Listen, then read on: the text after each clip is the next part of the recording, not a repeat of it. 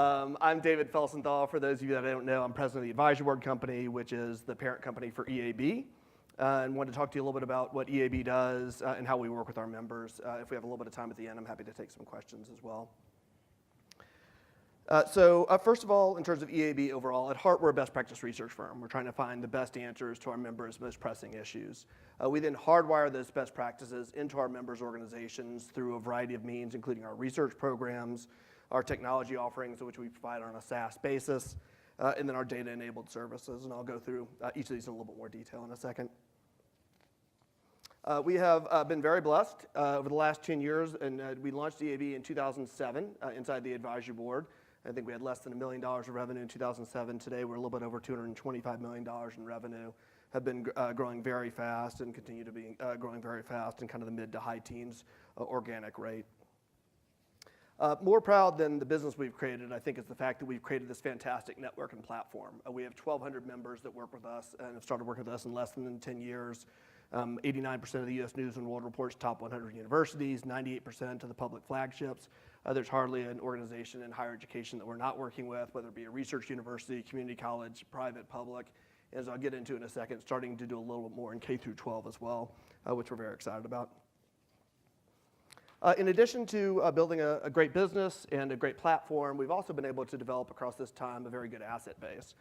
So we have access to the university senior administrators. We have 5,000 members that are coming to our offices, coming to our member meetings, listening to our WebExes, 30,000 people reading our daily briefing with our best practices. We've created a great proprietary best practices library with about 5,000 best practices. If a senior administrator of a college or university is grappling with an issue, most likely we've got a best practice that can help them with that. And then we've created this enormous and growing data set, over 1 billion student interactions, all the way from sophomores in high school through graduate students, 500 million course records that are going through our Student Success Collaborative, as well as our decision support technologies as well. The reason why we've been able to create these things is that we're able to provide a great ROI to our members. A few examples here that you see in terms of what we always talk about is the double bottom line. Most importantly, are we helping our members with their mission, which is making sure their students are succeeding? And then secondarily, are we making sure that their economics are going around the block so that they can have more dollars to be investing in new ways to support their mission around innovation? As a result, you can see the numbers here. Members stay with us year after year. We have a 94% member renewal rate. And regularly, our members are coming to us more and more, asking us to help them with new issues that they're grappling with. Let me go through each of our businesses in a little bit more detail. First, as I mentioned, is our research business, then our technology business, and our data-enabled services business. Starting with our research business, we work with about 900 universities and colleges across our research programs. Work with them across these 10 research programs that you see towards the middle of the slide. The first 9 are our programs that are aimed at university and college administrators. So our provost program is our academic affairs forum. Our Chief Business Officers program is our Business Affairs Forum, VP of Enrollment is our Enrollment Management Forum, and so forth and so on. So the first 9 programs you see are aimed at 4-year schools. The 10th program that you see on the bottom right hand is our Community College President's Program. We have one program today that's aimed at 2-year schools, which is that one. Each of these research programs is very similar. They provide best practice research through a variety of methods, whether it be best practice research briefings, member meetings, webinars, access to experts, and so forth and so on. This business has grown very fast, and we've had great renewal rates. I think they've averaged over 92% since our beginning. I think the last 2 years it's been over 94%. So our members stick with us year after year to kind of find what are the newest trends going on, how can we help them solve their most pressing issues. One of the great things about our research, on top of the fact that we're able to provide great value to our members, is the fact that our research programs drive our product development and innovation. All of our best ideas have always come out of our research programs. We have well over 100 researchers that on a daily basis are talking with people out in the industry, studying the industry, figuring out where the trends are going, and so therefore we're able to find the issues that people are grappling with and the opportunities well before many others. And 2 examples of that you see here on the left-hand side and on the middle side. On the left-hand side, in our academic affairs program, in 2009, we launched a study around hardwiring student success that I think Melanie, was it your team, Melanie, that was doing it? Part of Melanie Ho, who's here with us, is one of our leading researchers, and others did around hardwiring student success in 2009. And that led to our Student Success Collaborative that we launched in 2010, 2011, our Enrollment Management Forum, and actually several of our other programs, our Academic Affairs program, our Continuing Online Education program, as well, doing lots of work around it, best practices around enrollment management, which led us getting into enrollment management services in 2015. So kind of by doing all this research, we're constantly finding the areas where our members need our help and the best practices out there, which is allowing us to find new ways to serve our members. This is a great segue into our technology offering, because as I mentioned, our technology business came out of a best practice research study we did in 2009, which you see right here, Hardwiring Student Success. In the study, we talked about best practices in identifying at-risk students, as well as then once you've identified, making sure you're intervening with those students to make sure they're graduating and graduating on time. When we took the research out to the membership in 2009, 2010, we got a fantastic reception, and members were kind of grappling for more and more, saying, gosh, these best practices are great. We'd love for more of an assist in helping to hardwire these best practices into our organization. We realized that this would be a great way to use technology. So as a result, in 2010, we started building the Student Success Collaborative, which Scott Schermeyer, who's over here on the right-hand side, runs. It's just been a fantastic launch. 2011, we started working with our first couple of alphas, and as you can see towards the middle of the slide, we now work with over 400 members, continuing to grow very fast. It's been one of the most exciting things that I've been involved with across my 20 years at the advisory board and since the beginning of EAB. Towards the bottom part, you can see what the Student Success Collaborative does. First, we identify the at-risk students. Then we help advisors, whether they be student advisors or faculty advisors, managing those students in terms of intervening with them to keep them on the straight and narrow. Third is we use our guide module, student-facing technology, to make sure we're empowering the students in their own success, to make sure that they're interacting with the Student Success Collaborative. And then lastly is central reporting and evaluation. If you're not measuring it, change is not going to happen. So that's a way for the provost and his or her team to make sure that people are using the tool effectively, as well as making sure that most importantly, we're retaining students and graduating students at the right rates. As you can see here, the results from the Student Success Collaborative have been fantastic. On the far left-hand side, this is one of our first alpha members that we worked with, and you can see in just 2 years, an 8-point jump in retention rates, which is, as probably all of us know that are here, that's really unheard of. I mean, it's a huge impact, most importantly on their mission. This is what we're trying to do, all of us, which is making sure our students are succeeding. And then second of all, you can see towards the bottom of that is a $3 million impact on revenue. As I'll talk about in a second, as many of us know, as the number of high school students is flattening out and it's becoming harder and harder to meet our enrollment classes, often much easier to retain that enrolled student as opposed to bring on the next enrolled student. So again, a great example of the double bottom line impact that I was talking about earlier.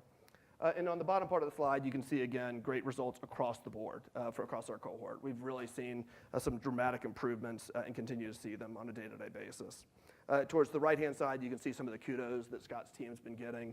They've really created a fantastic movement out there, and nothing more important that we're doing right now.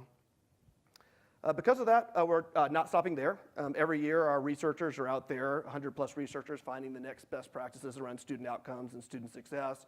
We're then taking those best practices and making sure we're embedding them back into the Student Success Collaborative, whether it be around graduation, whether it be around post-graduation, whether it be around financial aid, and so forth and so on. Taking those best practices, embedding them in both the technology and inside the collaborative. And that's why in April, we launched the nation's first student success management system.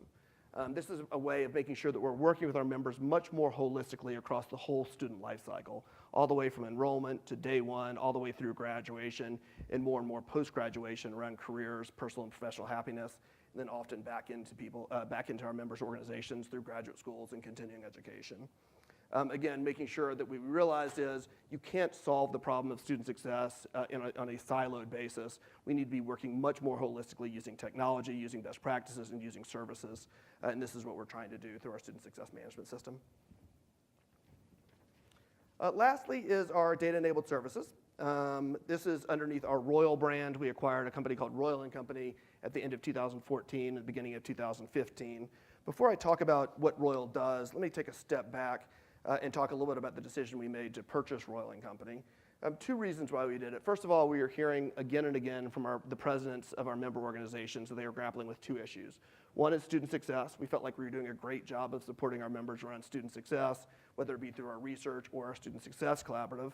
But the second issue was enrollment, just not able to meet their enrollment goals, and certainly not with the students that they were looking for, and creating a diverse class that was most likely to succeed. The second thing is this realization that if we wanted the students to succeed, we needed to be looking at it much more holistically. It wasn't enough to start working with them on day one, much less where you really can start working with them is towards the end of the freshman year, beginning of the sophomore year very often.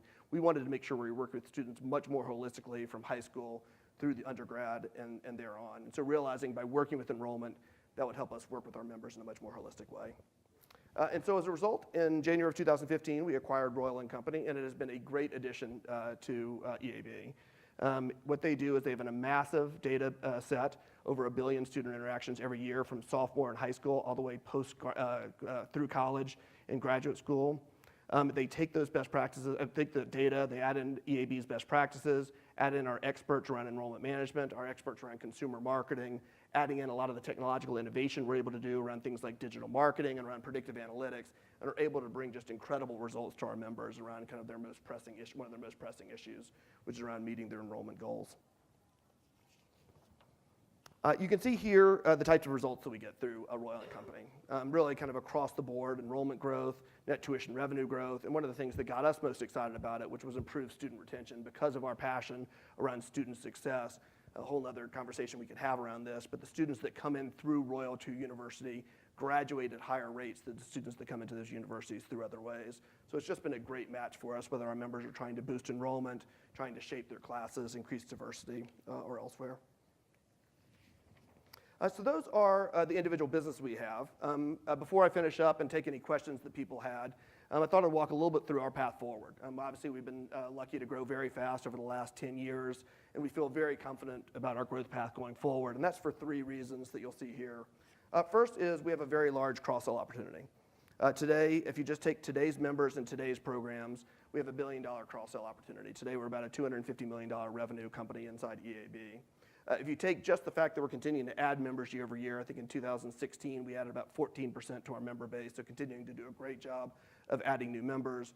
Take just the roadmap that's underneath development right now in alpha and beta, that creates a $3 billion cross-sell opportunity. So we're very low penetration, despite the fact that we've grown from 0 to 250 in a relatively small period of time. We're still a very low penetration, especially when you think about how much money our members are spending on like solutions to solve these pressing issues.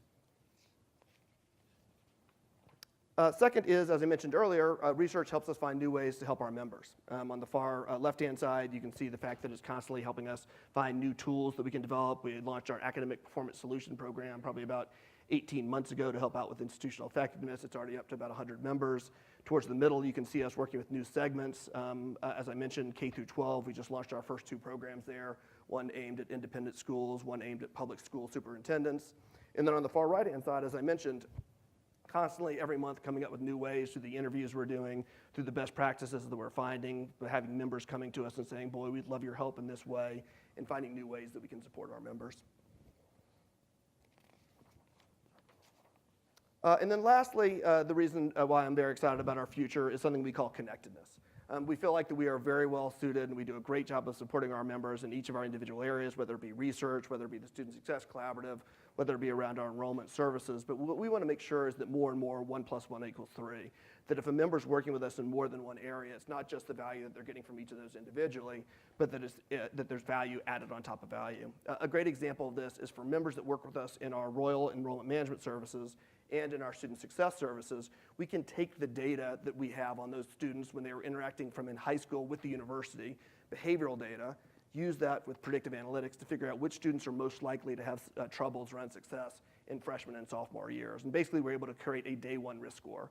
So unlike often where obviously you can use academics from high school, but there's very few other indicators about whether a student's going to succeed until well into their freshman year, even the beginning of their sophomore year, what we're able to do using some of the behavioral data about how those high school students were interacting with the school during enrollment is figure out on day 1 when they come on campus which ones are most likely to succeed and which ones do we need to provide an extra boost to. More and more, we want to make sure that members are not only getting that value if they're members of both programs, but whether someone's just a member of one program, we want to make sure they're getting the insights from the other. So if someone's just working with us in enrollment, we want to make sure we're bringing the insights around student success to them. If they're just working with us in student success, we want to make sure we're bringing the insights into enrollment, best practices in student success, and so forth and so on. So making sure that however our members working with us, they're getting the benefit of the entire network is something that we're really spending a lot of time on.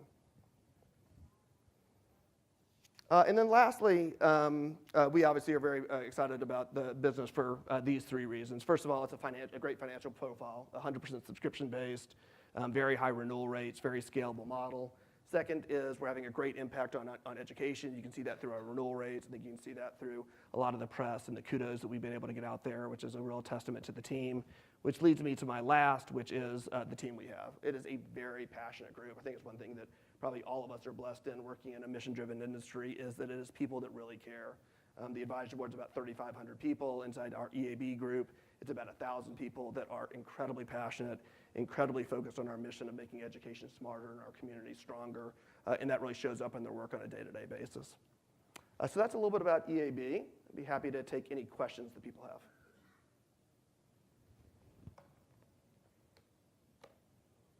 Yeah. So you seem to focus mostly on the... Hi. You seem to focus mainly on the revenue side for your clients. To what extent have you evaluated cost reduction opportunities? That's a great question.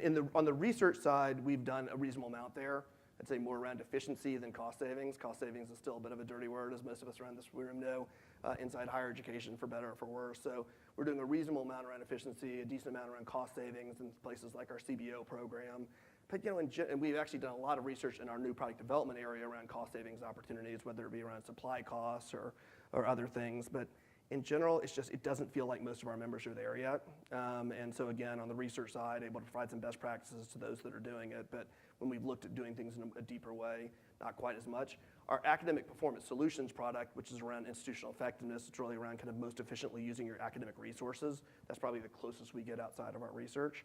I do think that day is coming, but it sure doesn't feel like it's here right now.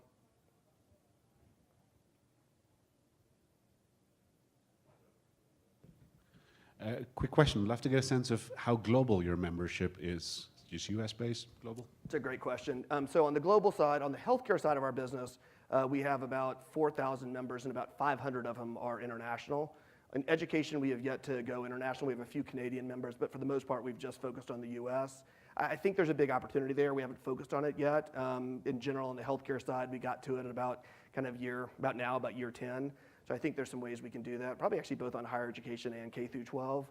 We definitely have a lot of interest coming in from there, so I think it's a place that we'll kind of start expanding in. But when we thought about the next segment to go into, we decided to start with K through 12 before we went global. What's your biggest obstacles in improving student success rates in schools? Gosh, Scott can help out. I mean, it's funny. I was in our Richmond office where we have about 500 people. We do a scholarship every year for a high school student that's coming out. And there was a student that graduated last year from high school, first generation Hispanic student. His parents were there. They were so proud. We gave him the scholarship. This kid had gotten into Virginia Tech, had gotten into VCU, just an amazing kid. And I went back this year for the town hall again where we were giving out the next one, and I asked the head of HR how that student was doing, and the student had ended up going to a community college, not a four-year school, because he couldn't afford, not the tuition, he had a scholarship, but couldn't afford being away from home. His parents both had 2 jobs, and so they didn't have another car, so he was having trouble getting to the community college. And so as a result, he basically was having issues. This is a kid that's incredibly smart, incredibly talented, incredibly motivated. And so, look, we could all spend hours talking about all the past. The thing for me that's in some ways the most disheartening is how many things are even outside the 4 walls of the university that are causing issues around student success. Transfer. You think about that. You look at all the research around transfer students and how many people hit that wall on transfer, aren't able to take their units to their next college. And a lot of it's just around hand-holding. They can't get anybody to help out in terms of figuring out which units will transfer over. And again, we could spend hours. I mean, I think one of the things that makes it so complex is this is not a silver bullet. There's not an 80-20 here, at least what we found. One of the big insights we had in our Student Success Collaborative that was out of some of the work that Melanie and her team did was around this idea of the murky middle. Everybody knows which kids are least likely to succeed, where you can definitely spend time. Everybody knows which kids are most likely to succeed, but the game is won or lost in that murky middle, and that's really where predictive analytics have come into a lot of benefit for us, which is helping us find those students.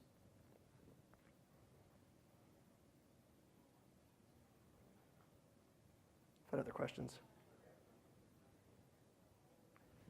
Thank you guys very much. Look forward to seeing you around.